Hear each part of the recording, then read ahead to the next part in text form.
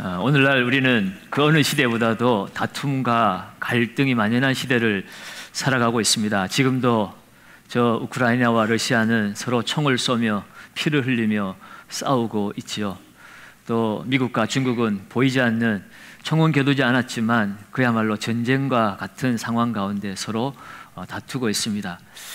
딴 나라 이야기할 것 없이 우리나라만 봐도 벌써 70년이 넘도록 남북한이 총뿌리를 겨누고 살아가고 있고, 이 남쪽도 서로 여야로 또 동서로 지역으로 세대로 갈등을 일삼고 다투고 싸우고 있습니다. TV를 켜면 뉴스에 나오는 소리는 항상 싸우는 소리밖에 없지요. 우리의 자녀들도 지난 시간에 말씀드린 것처럼 함께 우정을 나누고 추억을 나누어야 될 학창 시절이 누군가를 밟아야 되고 이겨야만이 내가 더 높은 곳으로 올라갈 수밖에 없는 경쟁사회 구조 속에 살아가고 있습니다. 이 자리에 오신 여러분들도 지난 한 주간 회사 속에서 누군가의 눈치를 보고 누군가는 또 야단을 쳐야 했으며 어떻게 하든지 싸워서 이겨야만 하는 그런 전투의 현장을 살다가 오신 줄로 압니다. 이런 다툼과 갈등이 끝나지 않는 이 세상 속에 살아가는 사회 구조 속에서 오늘 본문 9절은 우리에게 말하기를 복 있는 사람은 화평하게 하는 사람이다 라고 이렇게 말씀을 하고 있습니다. 화평하게 하는 자는 복이 있나니 그들이 하나님의 아들이라 일컬음을 받을 것이라고 말씀합니다. 여러분, 여기에서 화평하게 하다라고 하는 이 화평하게 하는 자는 헬라어로 에이레노 포이오이라고 이렇게 단어가 되어 있는데요. 이 단어는 합성어입니다. 헬라어로 에이레네가 평화를 뜻하는 단어고요. 포이에오는 만들다 라는 그런 뜻을 가지고 있어요. 그러니까 에이레노 포이오이는 말 그대로 평화를 만드는 사람들, 그런 뜻을 가지고 있습니다. 영어로 번역할 때는 피스메이커 이렇게 우리가 번역을 하지요. 이 화평이라는 관점에서 보면 세상에는 두 종류의 사람으로 나눌 수가 있습니다. 화평을 만드는 피스메이커가 있고 반대로 화평을 깨뜨리는 피스브레이커가 있지요. 이 피스메이커는 화평을 만드는 사람입니다. 이런 사람들이 모임에 찾아 들어오면 웃음꽃이 피어나고 서로를 신뢰하게 만들어 버립니다. 반대로 피스브레이커, 화평을 깨뜨리는 사람이 찾아오면 어떻게 됩니까? 좋았던 분위기가 순식간에 차가워집니다. 그리고 그 사이에 긴장과 갈등을 유발하게 합니다. 여러분들은 어떤 사람입니까? 피스메이커입니까? 피스브레이커입니까? 피스메이커, 네. 피스메이커가 우리는 되어야 합니다. 화평을 만드는 사람이 되기를 우리는 소원해야만 하는 거죠. 왜냐하면 화평을 만드는 사람이 곧 오늘 말씀에 의하면 하나님의 아들이라고 일컬음을 받기 때문입니다. 특별히 이 유대 사회에서 무엇의 아들이다 이렇게 표현할 때는 그 어떤 대상의 성품이나 성향을 공유하다 이런 의미를 가지고 있습니다. 그 야고보와 요한 형제를 예수님은 우레의 아들이라 이렇게 별명을 지어줬죠. 우레의 아들이라고, 우레의 아들이라는 그 별명을 지어진 이유는 그들의 성품 때문에 그렇습니다. 그들이 대담하고 과격한 성품들이 있었습니다. 그러니까 이 우레의 아들이라고 하는 것은 그 사람의 성품과 성향이 우레와 같다, 그런 뜻을 가지고 있죠. 그렇게 볼 때 하나님의 아들이라는 이 표현 속에는 그 사람이 하나님과 같은 성향, 성품을 가진 사람이다라는 그런 의미를 가지게 되는 것입니다. 그러므로 누군가 하나님의 아들이다 이렇게 일컬음을 받는다는 것은 인생에 있어서 최고의 영예를 얻은 것과 같습니다. 누군가 당신은 참 예수님 같습니다 라고 말한다면 그것처럼 최고의 영예가 어디에 있겠습니까? 당신은 참 하나님의 아들 같습니다 라고 말한다면 우리가 세상에서 돈을 많이 가진 것보다, 권세를 얻은 것보다 우리는 정말 바꿀 수 없는 최고의 찬사를 받게 되어지는 것이죠. 그러므로 여러분, 우리가 하나님의 아들됨의 증거를 어떤 능력이나 기적이나 뭔가 큰 일을 행하는 것에서 우리가 찾지 않아야 합니다. 하나님의 아들됨의 증거가 여러 가지가 있겠지만, 그러나 오늘 성경이 말하는 하나님의 아들됨의 가장 대표적인 증거라는 것은 바로 화평하게 만드는 피스메이커의 삶을 사는 사람입니다. 왜 그렇습니까?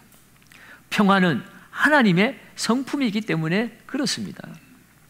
특별히 오늘 이 말씀을 주시는 분도 하나님의 아들 예수님이세요. 예수님은 하나님의 아들로서 이 땅에 화평을 주시기 위해 오신 하나님이십니다. 우리가 하나님과 원수되었을 때 원수된 우리와 하나님과의 관계에 화평을 가져다 주시기 위해서 예수님이 이 땅에 오셔서 십자가에서 화목 제물로 자신의 생명을 드리셨습니다. 로마서 5장 10절과 11절에 그 말씀을 이렇게 기록하고 있죠. 곧 우리가 원수되었을 때에 그의 아들의 죽으심으로 말미암아 하나님과 화목하게 되었은즉 화목하게 된 자로서는 더욱 그의 살아나심으로 말미암아 구원을 받을 것이니라. 그뿐 아니라 이제 우리로 화목하게 하신 우리 주 예수 그리스도로 말미암아 하나님 안에서 또한 즐거워하느니라. 아멘, 아멘. 예수님이 화목제물로 당신을 십자가에 들이시는 그 희생으로 말미암아 하나님과 우리 사이는 더 이상 원수 관계가 아니라 하나님의 아들의 관계가 회복되었습니다. 그리고 그 구원의 즐거움을 우리가 이곳에서 누리며 살아가고 있습니다. 중요한 사실은 이 화목의 제물로 이 땅에 오신 예수 그리스도, 그 하나님의 아들을 보내신 분이 바로 하나님 아버지시라고 하는 것이에요. 화평을 위하여 아들까지도 화목 제물로 내어주신 아버지이십니다. 사랑하는 여러분, 아들은 반드시 아버지를 닮게 되어 있습니다.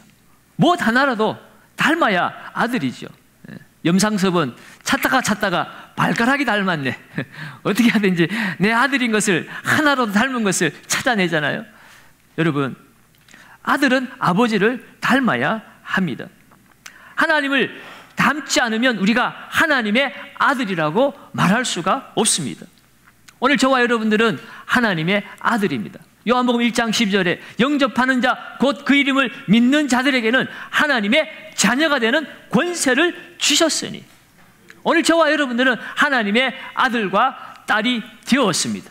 그 하나님의 자녀의 권세를 가지고 살아갑니다.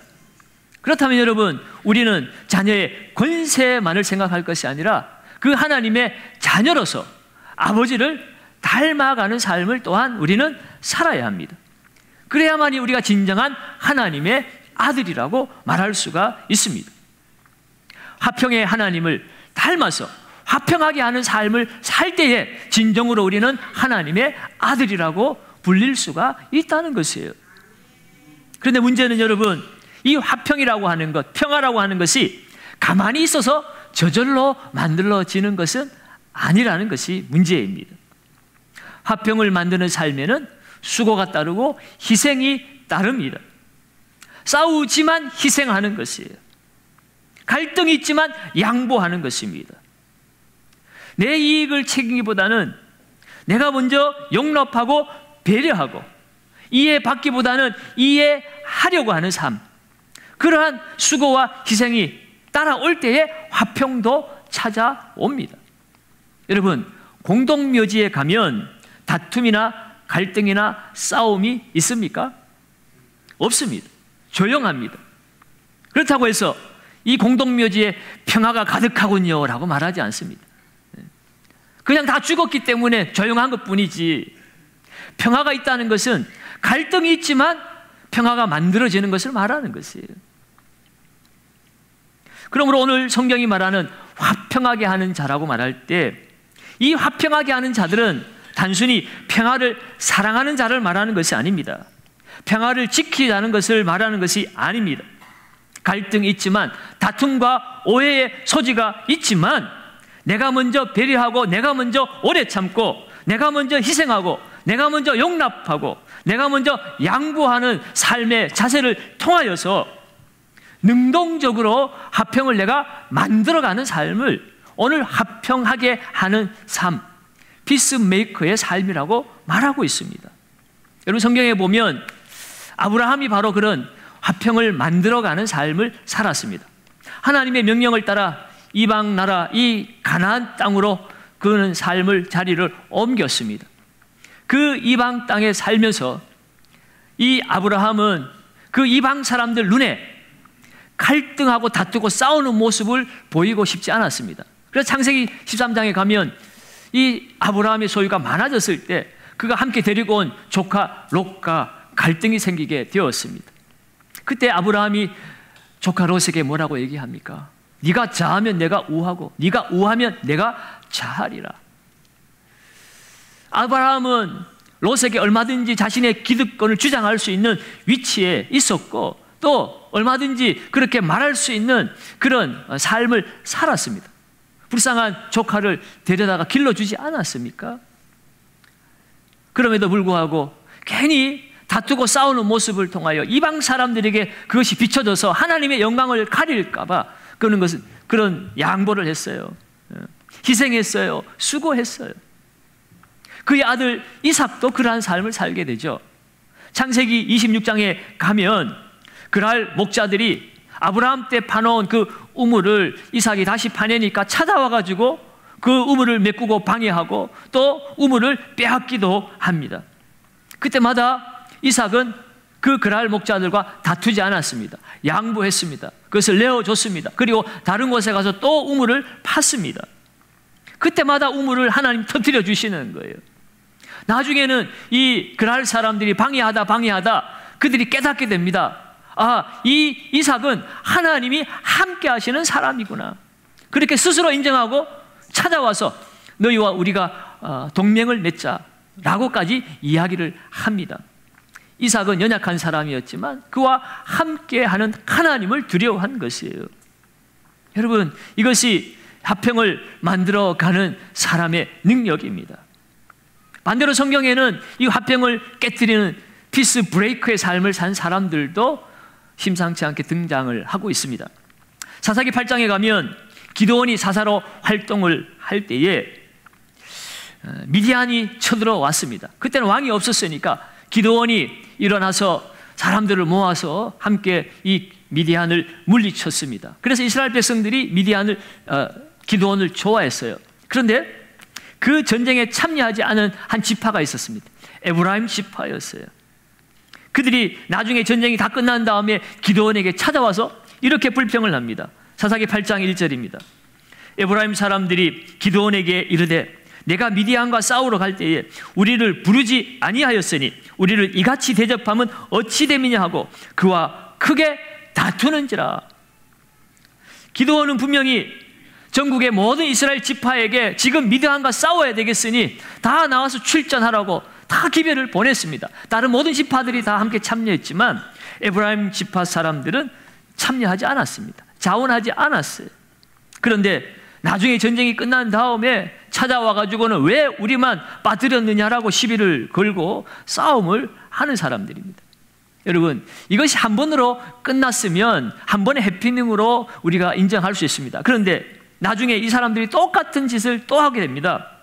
이따라는 사사가 또 세워졌을 때에 마찬가지로 아람이 쳐들어오는 일들이 있었습니다. 그때에 이 에브라임 지파가 또다시 참여하지 않았어요. 그런데 그 전쟁이 끝난 다음에 또다시 찾아와가지고 입다에게 시비를 겁니다. 사사기 12장 1절입니다. 에브라임 사람들이 모여 북쪽에 가서 입다에게 이르되 내가 암몬 자손과 싸우러 건너갈 때에 어찌하여 우리를 불러 너와 함께 가게 하지 아니하였느냐? 우리가 반드시 너와 내 집을 불사르리라 하니. 에브라임 지파는 그 이스라엘 지파 중에서 인구가 많은 아주 힘이 있는 지파였습니다. 이들이 교만해서 자기들이 주도적으로 뭔가를 해야 되는데 뭐 입다 같은 사람, 기드온 같은 사람, 자기들보다 뭐 못한 사람들이 앞에 나서서 뭔가를 해내는 것이 못마땅했던 것입니다. 교만이었죠.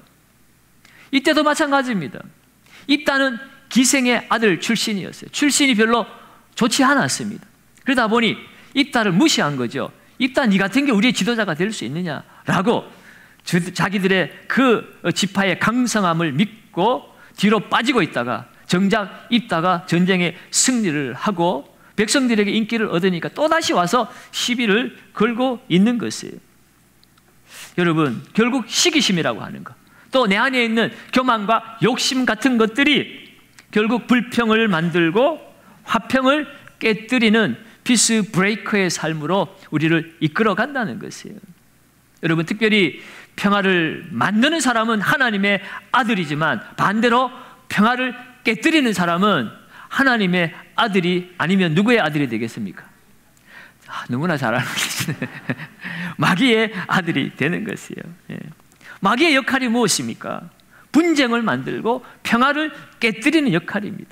사람과 사이에 오해를 불러일으키고 사이를 벌려놓는 것이 마귀가 하는 짓이라는 거죠. 특별히 이 마귀가 화평을 깨뜨리는 도구로 사용하는 것이 바로 인간의 욕심입니다. 야고보 1장 15절에도 욕심이 잉태한 즉 죄를 낳는다고 그랬어요. 죄 배후의 역사하는 마귀가 사람들이 죄 짓도록 사람들 안에 있는 그 욕심, 정욕을 이용한다는 것입니다.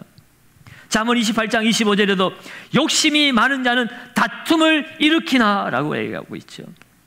야고보 4장 1절에는 너희 중에 싸움이 어디로부터, 다툼이 어디로부터 나느냐? 너희 지체 중에서 싸우는 정욕으로부터 나는 것이 아니냐라고 말합니다. 우리 안에 있는 욕심, 정욕이 우리로 하여금 화평을 깨뜨리도록 만들어버린다는 거예요. 예수님 앞에서 살아갔던 그 제자들 사이에도 화평이 깨지는 일들이 있었습니다. 무엇 때문입니까? 네가 높으냐, 내가 높으냐? 내가 예수님 앞에 제일 가까운 사람이다. 아니다, 내가 더 가까운 사람이다. 나는 오른편 왼편에 예수님의 그 보좌 역할을 하겠다 라고 제자들 사이에서도 그 안에 있는 욕심, 정욕이 그 제자 공동체를 분열시켜 버렸습니다. 또 한 가지 공동체를 깨뜨리는, 화평을 깨뜨리도록 하는 사단의 도구가 있다면 그것은 사람의 혀입니다. 야고보 3장 8절에 혀는 능히 길들일 사람이 없나니 쉬지 아니하는 뭐라고요? 악이요 죽이는 독이 가득한 것이라. 혀가 쉬지 않은 악이요 죽이는 독이 가득한 것이 혀라는 것입니다. 혀가 이렇게 무시무시하다는 거예요. 잠언 18장 6절에도 미련한 자의 입술은 다툼을 일으키고 그의 입은 매를 자청하느니라. 잠언 26장 20절에는 뭐라고 나와 있습니까? 나무가 닿으면 불이 꺼지고 말쟁이가 없어지면 뭐가 쉬느니라? 다툼이 쉬느니라. 말을 많이 하고 말을 실수를 하면 다툼이 일어난다는 것입니다. 싸움이 일어난다는 거예요. 불화가 말을 통해서 옵니다. 화평을 깨뜨리는 중요한 것 중에 하나가 바로 이 말이라는 것이에요. 그래서 이 사람들의 갈등의 90%가 말로 인하여 찾아오는 갈등이라는 거죠. 오늘 설교하고 있는 저도 말에 실수가 많은 사람들입니다. 제가 말을 잘못해서 여러분 마음에 상처를 안겨드렸다면 용서해 주시기를 바랍니다. 때로는 설교를 할 때도 저도 모르게 말을, 언어 사용을 잘못해서 또는 잘못 전달이 되어서 듣는 여러분들이 의도치 않게 마음의 상처를 받을 때가 있습니다. 여러분, 그럴 때 주저하지 마시고 바로 찾아오시거나 전화를 통해서라도 말씀을 해 주시기 바랍니다. 잘못된 것이 있다면 고치겠습니다. 잘못 전달된 것이 있다면 양해와 사과를 드리도록 하겠습니다. 중요한 것은 자존심이 아닙니다. 물론 지적을 받을 때 약간의 자존심이 상할 수 있습니다. 사람이기 때문에, 감정이 있기 때문에. 그러나 여러분, 자존심이 중요한 것이 아닙니다. 여러분, 우리의 말의 실수가 사단의 도구가 되어서 공동체의 틈을 벌리고 다툼과 분열의 공동체로 만들어 가도록 하는 그 사단의 유혹에 우리가 맞서 싸워 이겨야 하기 때문에 우리는 자존심을 내려놓아야 합니다. 마음에 품고 있지 말고, 채워두고 있지 말고 찾아가셔서 진솔하게 대화를 나누시고 풀 건 풀고 용서할 건 용서하면서 하나님이 하나 되게 하신 것을 우리는 힘써 지켜 나가야 합니다. 그것이 하나님의 아들들이 해야 할 일이라고 하는 것이에요. 사랑하는 여러분, 우리는 예수 그리스도의 화평의 십자가를 통해서 하나님의 자녀로 부름을 받아서 구원을 받았습니다. 그래서 우리는 하나님의 아들과 딸이라 일컬음을 받습니다. 그러나 우리는 이 땅 가운데 살아가는 사람들이 하나님의 아들과 딸로 살아가야 될 책임 있는 삶을 살아야 한다는 것이요. 다시 말해서 하나님은 하나님의 아들과 딸로 우리를 이 세상에 다시 보내셨습니다. 무엇하라고요? 화평을 만드는 삶을 살라고. 화평의 나라, 하나님의 나라를 이루는 통로가 되라고 우리를 다시 세상으로 보내셨다는 것입니다. 그러면 여러분, 그리스도인의 정체성은 하나님의 아들입니다. 하나님의 아들의 정체성은 화평을 만드는 사람입니다. 그런 의미에서 화평하게 하는 삶을 살지 아니하고 진정한 예배를 또한 드릴 수가 없습니다. 오늘 보면 5장 23절과 24절 말씀을 한번 봅니다.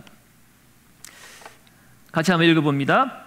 그러므로 예물을 드리려다가 거기서 내 형제에게 원망 들을 만한 일이 끄는 것이 생각나거든.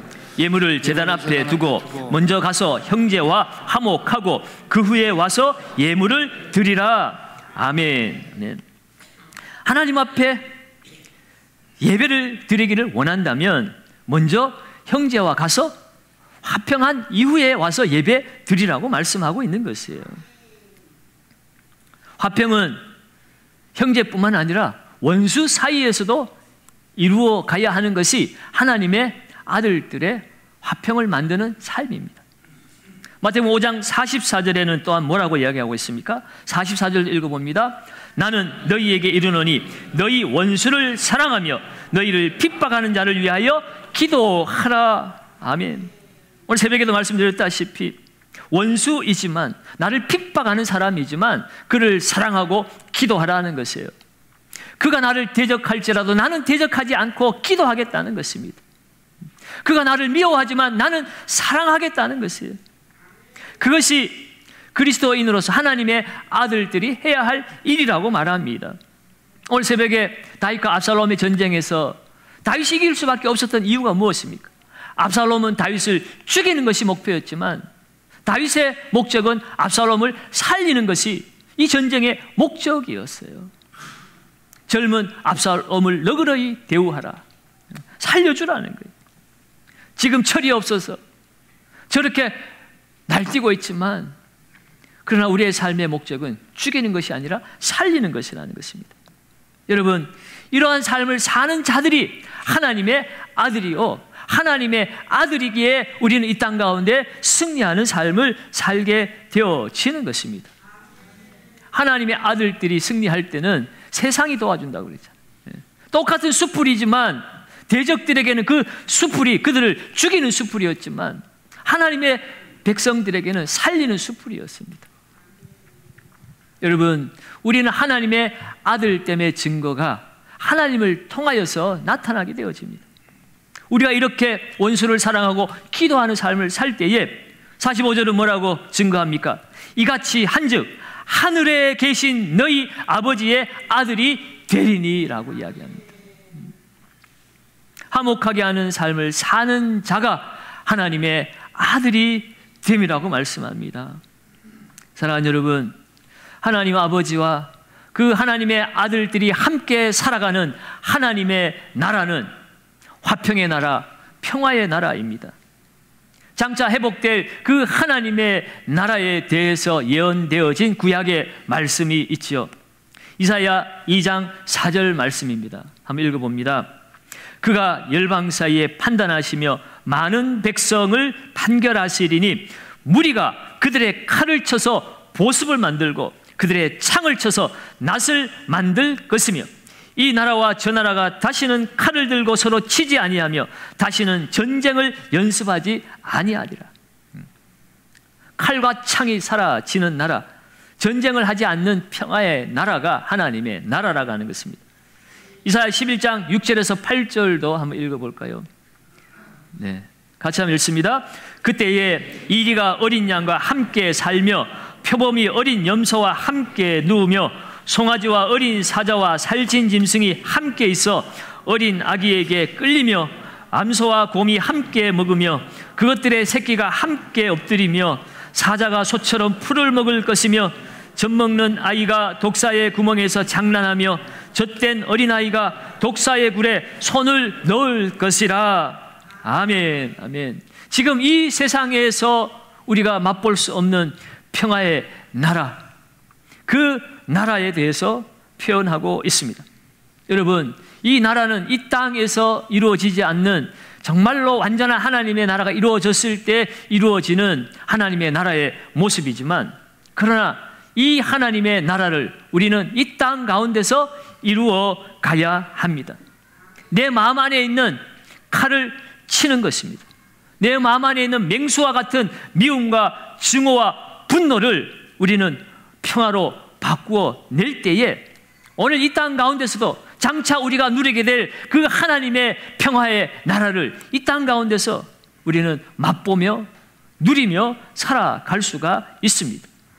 특별히 이 화평의 나라, 평화의 나라를 이 땅 가운데서 만들어 가라고 하나님은 우리를 보내셨습니다. 우리는 보냄을 받은 사람들입니다. 사명이 있는 사람들이라는 거예요. 고린도후서 5장 18절과 19절에 이렇게 말씀하고 있습니다. 모든 것이 하나님께로 났으며 그가 그리스도로 말미암아 우리를 자기와 화목하게 하시고 또 우리에게 화목하게 하는 무엇을요? 직분을 주셨으니 곧 하나님께서 그리스도 안에 계시사 세상을 자기와 화목하게 하시며 그들의 죄를 그들에게 돌리지 아니하시고 화목하게 하는 말씀을 우리에게 뭐 하셨다고요? 부탁하셨느니라. 아멘. 하나님은 예수 그리스도를 화목의 제물로 십자가에 죽이시고 우리와 하나님 사이를 화목하게 하셨습니다. 그러나 그것으로 끝나는 것이 아니라 이제는 우리가 예수 그리스도와 같이 이 세상 중에 나아가서 믿지 않는 사람들과 하나님 사이를 화목하게 만드는 화목의 직분을 우리가 감당하며 살도록 하나님께서 우리를 이 세상에 보내셨고 그 화목하게 하는 말씀을 부탁하셨다고 말씀합니다. 생명의 복음이 오늘 우리에게 주어졌습니다. 이 복음 안에서 살아가고 이 복음을 증거하는 삶을 우리가 살아냄으로써 이 세상 가운데 하나님의 평화의 나라를 만들어내는 삶, 그것이 하나님의 아들들의 삶이라고 말씀합니다. 사랑하는 여러분, 지금까지 우리는 하나님의 자녀입니다. 그 자녀의 권세를 가졌습니다. 여기에 우리는 너무나 기뻐하고 좋아했습니다. 그 자녀의 권세라고 하는 것, 그것은 하나님의 아들들이 누리는 이 세상의 어떤 그 좋은 것, 능력, 뭐 이런 것만 우리는 생각하고 있지는 않았습니까?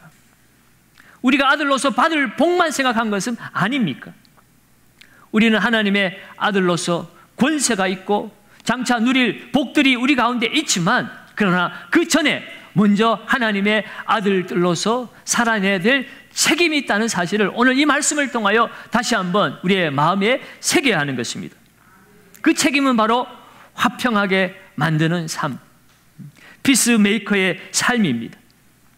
이 피스메이커의 삶, 화평하게 하는 삶을 산다는 것은 희생이 따르고 수고가 따르는 삶이죠. 여러분, 오늘 우리가 받을 복만 생각하고 하나님의 아들과 딸을 생각했다면 이제는 내가 희생하고 수고하고 내게 좀 손해가 온다 할지라도, 그러나 하나님의 아들이기에 딸이기에 이미 복을 받은 사람들이기에 우리는 화평하게 하는 삶을 살겠습니다 라고 고백하고 또 삶으로 실천하며 살아야 할 것입니다. 우리가 그렇게 살아갈 때에 하나님은 우리에게 세상이 줄 수 없는, 세상이 알 수 없는 하나님의 진정한 평화를 맛보게 해 주시는 것이에요. 요한복음 14장 27절에 평안을 너희에게 끼치노니 곧 나의 평안을 너희에게 주노라. 내가 너희에게 주는 것은 세상이 주는 것 같이 아니하니라. 돈이나 명예나 권력이 주는 평안이 아니라 오직 주님만이 주실 수 있는 절대 평안을, 화평하게 하는 삶을 사는 하나님의 자녀들에게 주신다는 것이에요. 여러분, 이 복을 우리가 누려야 하지 않겠습니까? 하나님의 아들이라면, 평화를 만들기를 원한다면, 여러분, 오늘 이제 우리는 다시 십자가 앞으로 돌아가야 합니다. 여러분, 십자가는 평화를 기다리는 사람들의 십자가가 아닙니다. 십자가는 내가 수고하고, 내가 희생하고, 내가 먼저 양보하고, 내가 먼저 사랑하는 능동적인 십자가입니다. 우리 주님이 그 십자가를 지셨어요. 로마서 5장 8절에 보면 우리가 아직 죄인 되었을 때에 그리스도께서 우리를 위하여 죽으심으로 하나님께서 우리에 대한 자기의 사랑을 확증하셨느니라. 하나님의 사랑을, 나를 좋아하고 나를 환호해 주는 그 사람에게 사랑을 베푼 것이 아니라 죄인에게, 원수에게 찾아가서 그 사랑을 베푸셨습니다. 십자가로 내려가셨습니다. 자신의 생명을 아낌없이 드렸습니다. 그리고 그 사랑을 확증하셨다고 성경은 우리에게 말씀하고 있습니다. 화평을 만드는 것은 사랑입니다. 사랑이 있어야만 희생을 할 수가 있습니다. 진정한 화평의 원천은 사랑입니다. 사랑하면 희생할 수 있고, 사랑하면 양보할 수 있고, 사랑하면 기다려 줄 수 있고, 사랑하면 모든 것을 내어줄 수가 있습니다. 사랑하는 여러분, 오늘 우리는 하나님의 아들이라 일컬음을 받고 있습니다. 그렇다면 여러분, 그 하나님의 아들들이 누리는 참된 복을 누리고 있습니까? 여러분, 세상이 주는 그런 돈이나 권세나 명예가 주는 그런 복이 아니라 하나님이 인정하시고 하나님의 성품을 담고 하나님과 교제하고 내 마음 안에 의와 평강과 기쁨의 하나님의 나라가 이루어지는 참된 평화가 오늘 우리 가운데 있느냐 하는 것입니다. 여러분, 우리 가운데 하나님의 나라를 잃어버렸다면, 내 안에 화평을 잃어버린 것은 아닌지 오늘 우리의 삶을 돌아보시고 화평을 깨뜨리는 삶이 아니라 화평을 만드는 삶을 살아가시기를 바라고, 화평의 삶을 살기 위하여 오늘 내가 회복해야 될 나의 십자가 앞으로 내려가시기 바랍니다.